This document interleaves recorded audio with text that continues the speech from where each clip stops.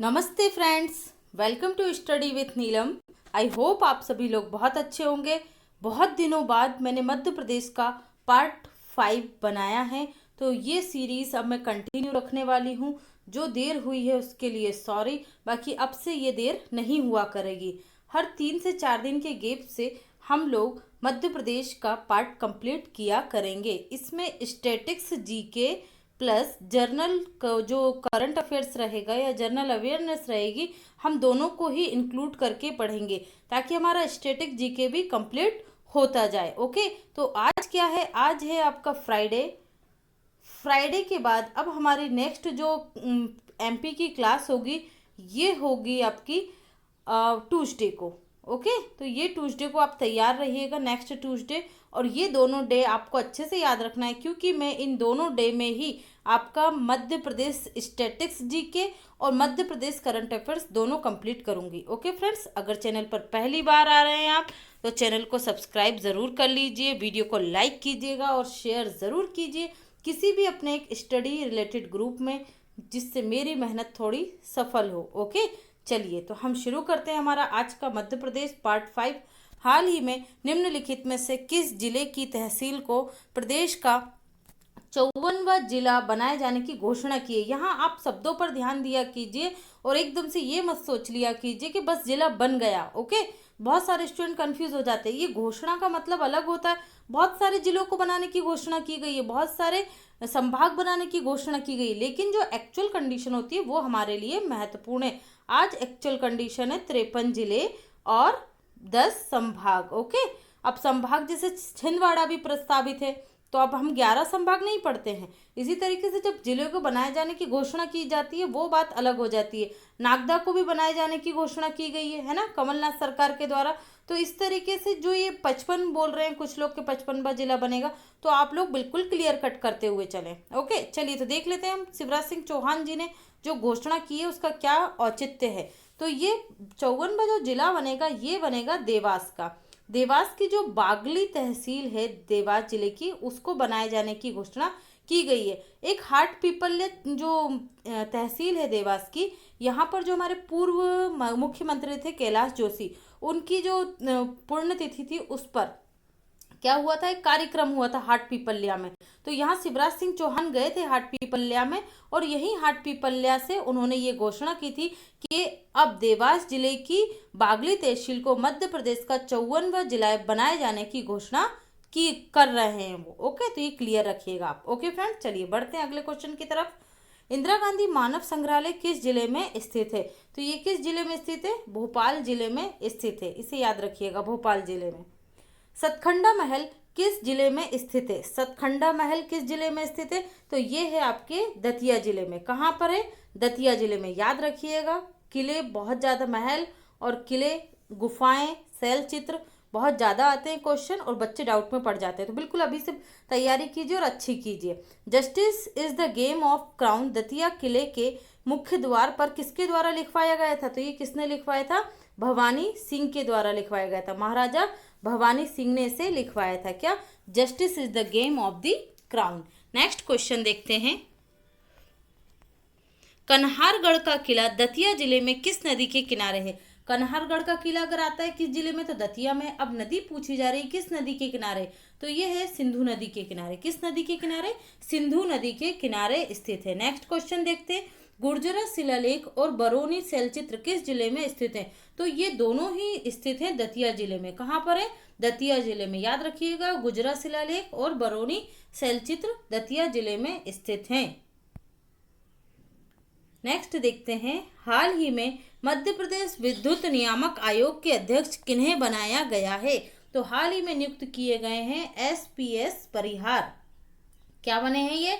मध्य प्रदेश विद्युत नियामक आयोग के अध्यक्ष एसपीएस परिहार बन गए हैं। मध्य प्रदेश में शहद उत्पादन में कौन सा जिला प्रथम स्थान पर आता है? तो ये आता है मुरैना जिला। याद रखिएगा, बहुत बार क्वेश्चन आ चुका है। शहद उत्पादन में प्रथम जिला मुरैना। मध्य प्रदेश का पूर्णतः सौर ऊर्जा से संचालित गांव कौन सा है? यहाँ आपसे गांव पूछा जा रहा है। तो ये गांव है आपका बांचा गांव। बांचा गांव किस जिले में आता है? तो ये आता है बैतूल जिले में। कौन से जिले में? बैतूल जिले में। देखिए यहीं से बैतूल पुलिस के द्वारा चरण पादुका जो कार्यक्रम था, योजना थी, वो भी प्रारंभ की गई थी। कैसा था? इसमें जो मजदूर थे, प्रवासी थे, जो जा रहे थे मध्य प्रदेश से, जिनके पैरों में चप्पल नहीं थी, उन्हें चप्पलों का वितरण किया जा रहा था। तो ये जो बांचा गांव है, इसमें 70 परिवार है और 70 के 70 परिवारों में जो बिजली और जो खाना बनता है वो सौर ऊर्जा से ही बनता है, इसलिए इसे पूर्णतः सौर ऊर्जा वाला गांव बोला गया है। ओके, याद रखिएगा बैतूल जिला। मध्य प्रदेश के पहले मक्का महोत्सव का आयोजन कहाँ किया गया? तो ये जो पूर्व कांग्रेस सरकार थी उसी के समय आयोजित हुआ था। कहाँ पर? छिंदवाड़ा जिले में। मक्कों की अलग अलग किस्मों के प्रचार प्रसार और प्रजाति के लिए मक्के की गुणवत्ता के लिए इसका आयोजन किया गया था। तो याद रखिएगा पहला था, इसलिए यहाँ इंपॉर्टेंट हो जाता है। नेक्स्ट, निम्नलिखित में से किस साहित्यकार को हिम तरंगिणी रचना के लिए 1955 में साहित्य अकादमी पुरस्कार प्राप्त हुआ था? अब अगर साहित्यकार की आपको रचना याद है तो आप इजीली इस क्वेश्चन को सॉल्व कर सकते हैं। इसको इतना ज़्यादा सजा धजा कर अगर पूछा जा रहा है तो इससे आपको फर्क नहीं पड़ना चाहिए। ओके, तो ये किसकी थी? माखनलाल चतुर्वेदी की। किसकी रचना थी ये? माखनलाल चतुर्वेदी की, और इन्हीं को 1955 में साहित्य अकादमी पुरस्कार प्राप्त हुआ था। निम्नलिखित में से किस राज्य में जेलों में कैदियों की इम्यूनिटी पावर बढ़ाने के लिए कारा वितरण करने का निर्णय लिया है? तो ये किस राज्य में होगा? मध्य प्रदेश राज्य में किया जाएगा। ओके, तो याद रखिएगा। कौन है गृह एवं जेल मंत्री? ये आप मुझे कमेंट सेक्शन में बताएंगे। मैं आपको पूरी मध्य प्रदेश कैबिनेट कंप्लीट करा चुकी हूँ, रटाया है मैंने आपको। ओके, कनेक्ट कर करके याद करवाया कौन सा मंत्री क्या कर रहा है, एमसीक्यूज भी करवाए। अगर जिन स्टूडेंट ने वो वीडियो नहीं देखी है तो वो प्ले लिस्ट में जाकर देख सकते हैं। लेकिन आप यहाँ मुझे कमेंट करेंगे कि जेल एवं गृह विभाग के मंत्री कौन है। ओके, अभी अभी बने तो याद होना चाहिए अपने को। नेक्स्ट, मध्य प्रदेश के डीजीपी वर्तमान में कौन है? तो ये कौन है? विवेक जौहरी जी। कौन है? विवेक जौहरी जी। ये बीएसएफ के महानिदेशक थे पहले, बॉर्डर सिक्योरिटी फोर्स के। अब इन्हें क्या बना दिया गया है? मतलब बनाया तो लंबे समय से जा चुका है, लेकिन वर्तमान में क्या है? ये मध्य प्रदेश के डायरेक्टर जनरल ऑफ पुलिस हैं विवेक जौहरी। हाल ही में इंदौर नगर निगम किस देश को वेस्ट मैनेजमेंट क्षेत्र में वेस्ट वॉइस सिटी चैलेंज प्रतियोगिता के तहत सहयोग करेगा? देखिए, यूएनओ का हैबिटेट मिशन जो चल रहा है, हैबिटेट मिशन, उसके तहत ये प्रतियोगिता आयोजित की गई है। एक सिटी वो जो सबसे उच्च स्तर पर क्या है, सिटी मैनेजमेंट में बड़े बड़े कीर्तिमान स्थापित किए। इंदौर को आप जानते हो, इंदौर नगर निगम को। और दूसरी तरफ वो सिटी जो इसे गाइड करेगी और डेवलप करेगी। ओके, तो ये राइट आंसर होगा इथियोपिया का बहिरडार। जो इथियोपिया को बहिरडार है उसको इंदौर नगर निगम द्वारा सहायता की जाएगी इस प्रतियोगिता में। कौन ने आयोजन किया है? यूएन हैबिटेट द्वारा। तो ये आप याद रखेंगे। हाल ही में जेनेवा में आयोजित वर्चुअल समारोह के तहत नवाचार के लिए नरेश तिवारी को उत्कृष्टता निर्देशक पुरस्कार से सम्मानित किया गया। ये किस जिले से है? तो ये भोपाल जिले से है। नवाचार का मतलब है ये स्कूलों, कॉलेजों और जितने भी मध्य प्रदेश का जो विज्ञान केंद्र है उसमें शिक्षा को लेकर नवाचार किया है इन्होंने बड़े स्तर पर, इसलिए इन्हें ये पुरस्कार प्रदान किया गया। याद रखिएगा, शिक्षा के क्षेत्र में नवाचार। हाल ही में किसको मध्य प्रदेश महिला बाल विकास की ब्रांड एम्बेसडर बनाए जाने की घोषणा की गई है? तो ये किया गया है रोशनी भदौरिया को। क्यों किया गया है रोशनी भदौरिया को? ये भिंड जिले की महगांव विधानसभा सीट जो है, महगांव विधानसभा सीट्स के अजनोल गांव से हैं। भिंड जिले की महगांव की अजनोल विधानसभा सीट से हैं। तो आपको याद रखना है, ये अजनोल विधानसभा जो सीट है वहाँ के अजनोल गांव से संबंधित है कौन? रोशनी भदौरिया। और इन्हें क्या बनाया गया है? महिला बाल विकास की ब्रांड एम्बेसडर बनाया गया है। क्यों बनाया गया? इन्होंने 10वीं क्लास में बहुत अच्छी परफॉर्मेंस दी है, लगभग 90% लाई है। और ये पर डे साइकिल से ही अपने स्कूल को जाती थी, मतलब बहुत मेहनत करती थी। बच्चों को मोटिवेट करने के लिए इन्हें ये ब्रांड एम्बेसडर बनाया गया है। अब यहाँ से देख लीजिए अदर ऑप्शन। आपको मुझे कमेंट सेक्शन में ये भी बताना है कि महिला बाल विकास मंत्री कौन है मध्य प्रदेश की। ओके, ये 2 क्वेश्चन आपके लिए हो गए, अच्छे से बताइएगा। हाल ही में नवनियुक्त मंत्रिमंडल में मध्य प्रदेश की महिला एवं बाल विकास मंत्री कौन है? चलिए नेक्स्ट क्वेश्चन हो गया है, अब यही बताइएगा। विकास मंत्री कौन है, किन्हें बनाया गया है, ये किन्हें होता है तो ये मिसप्रिंट हो गया है। ओके, किन्हें बनाया गया है तो कौन है, इमरती देवी मध्य प्रदेश की महिला एवं बाल विकास मंत्री हैं। यशोधरा राजे सिंधिया ये उच्च शिक्षा और खेल मंत्री, उच्च शिक्षा मंत्री हैं। उषा ठाकुर ये क्या है, पर्यटन मंत्री हैं। और मीना कुमारी ये क्या है, ST SC मंत्री हैं। मैंने आपको पूरी की पूरी मंत्रिमंडल रटाई है, प्लीज उसे याद कर लीजिए।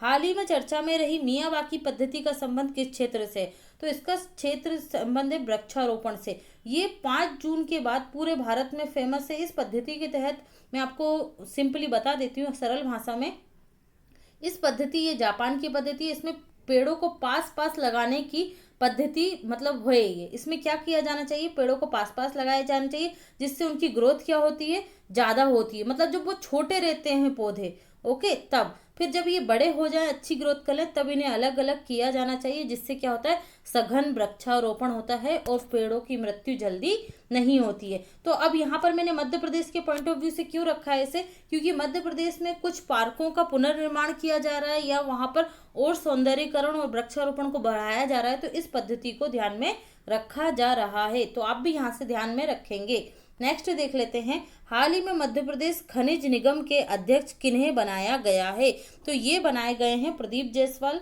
ठीक है, प्रदीप जायसवाल मध्य प्रदेश खनिज निगम के अध्यक्ष बनाए गए। जो खनिज निगम का अध्यक्ष होता है उसे कैबिनेट मंत्री का दर्जा प्राप्त होता है। किसका, कैबिनेट मंत्री का दर्जा प्राप्त होता है, ये आप याद रखेंगे। और ये बरासिवनी जिला बालाघाट की विधानसभा सीट से विधायक हैं। बरासिवनी जिला बालाघाट की विधानसभा सीट से क्या है, विधायक हैं, ये आपको याद रखना है। ओके फ्रेंड्स, चलिए बढ़ते हैं अगले क्वेश्चन की तरफ। मध्य प्रदेश राज्य नागरिक आपूर्ति निगम के अध्यक्ष किन्हें नियुक्त किया गया है, तो ये नियुक्त किए गए हैं कुंवर प्रद्युमन सिंह लोधी। कौन बने हैं, कुंवर प्रद्युमन सिंह लोधी बनाए गए हैं राज्य नगर नागरिक आपूर्ति निगम के अध्यक्ष। चलिए नेक्स्ट क्वेश्चन देखते हैं। अब है यहाँ पर point two point section. Point two point section में हम देख लेते हैं यहाँ से, बिरहा और विदेशिया गायन शैली मध्य प्रदेश के किस क्षेत्र में प्रमुखता से गाई जाती है, बघेलखंड में। गोंडवाना क्षेत्र किसे कहा जाता है, दक्षिण पश्चिम मध्य प्रदेश के क्षेत्र को गोंडवाना क्षेत्र कहा जाता है। हिम तरंगिणी की रचना 1955 में साहित्य अकेडमी पुरस्कार किया गया था, ये मैं आपको क्वेश्चन पहले ही बता चुकी हूँ। ओके, कालिदास सम्मान की धनराशि कितनी होती है, 2 लाख रुपए। प्रदेश में एसिड पीड़ितों की आर्थिक मदद कितनी की जाती है, 5,000 रुपए।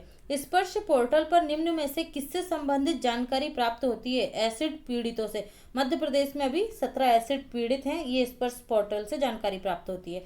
गोटमार मेले का आयोजन पांडुरना तहसील छिंदवाड़ा में किया जाता है। जाम नदी के किनारे ये मेला लगता है। पांडुरना और सावर गांव के लोग आपस में एक दूसरे पर पत्थर मारते हैं, जो दुर्गा जो माता होती है उनको समर्पित होता है। मध्य प्रदेश में आकाशवाणी का पहला प्रसारण, ये क्वेश्चन बहुत बार आ चुका है, अच्छे से याद रखिएगा। ये है इंदौर जिले में, कब बना था, 1955 में। वर्तमान में मध्य प्रदेश कितने आकाशवाणी केंद्र हैं, 26। भोपाल में कब आया था आकाशवाणी केंद्र, 56 में। ग्वालियर में 64 में और जबलपुर में भी 64 में ही आया था। मोती महल मध्य प्रदेश के बुरहानपुर जिले में स्थित है। कहाँ है, बुरहानपुर जिले में। इसका निर्माण किसने करवाया था, बादशाह शाहजहां ने अपनी बेगम के लिए करवाया था मोती महल का निर्माण। राष्ट्रीय बांस मिशन के तहत प्रदेश के किसानों को 50% अनुदान के साथ उच्च गुणवत्ता वाले पौधे प्रदान किए जाएंगे। मध्य प्रदेश का देश के कुल उत्पादन 388.34 लाख मैट्रिक टन गेहूं का उपार्जन में मध्य प्रदेश का योगदान लगभग कितना है, क्योंकि मध्य प्रदेश गेहूं उपार्जन में पंजाब को पीछे छोड़ते हुए देश में प्रथम स्थान पर आ गए। तो मध्य प्रदेश ने 388.34 लाख टन में से 129.34 लाख मैट्रिक टन उत्पादन किया है। और जो प्रदेश के कितने प्रतिशत योगदान है, 33% है अकेले मध्य प्रदेश का। मध्य प्रदेश में यूनेस्को बायोस्फीयर रिजर्व के तहत 2 बायोस्फीयर रिजर्व है, पचमढ़ी और अचानकमार। पचमढ़ी कब बना, तो पचमढ़ी 2009 में बायोस्फीयर रिजर्व बना, और अचानकमार कब बना, अमरकंटक वाला 2007 में बना है। बुंदेलखंड मध्य प्रदेश की गंगा, बुंदेलखंड की, ये या होगा है ना, बुंदेलखंड या मध्य प्रदेश की गंगा किसे कहा जाता है, तो बेतवा नदी को कहा जाता है। क्वेश्चन दोनों तरीके से आ सकता है। बुंदेलखंड की गंगा किसे कहते हैं, तो बेतवा को कहते हैं। मध्य प्रदेश की गंगा किसे कहते हैं, तो बेतवा को कहते हैं। भारतीय नौसेना ने बेतवा नदी के सम्मान में अपने एक युद्धपोत का नाम क्या रखा है, INS बेतवा रखा है। ओके फ्रेंड्स, तो ये था आज का मध्य प्रदेश लेक्चर 5। आई होप आप लोगों को अच्छा लगा होगा। वीडियो को लाइक कीजिए, शेयर कीजिए और पढ़ते रहिए continue. Okay friends, thanks for watching this video.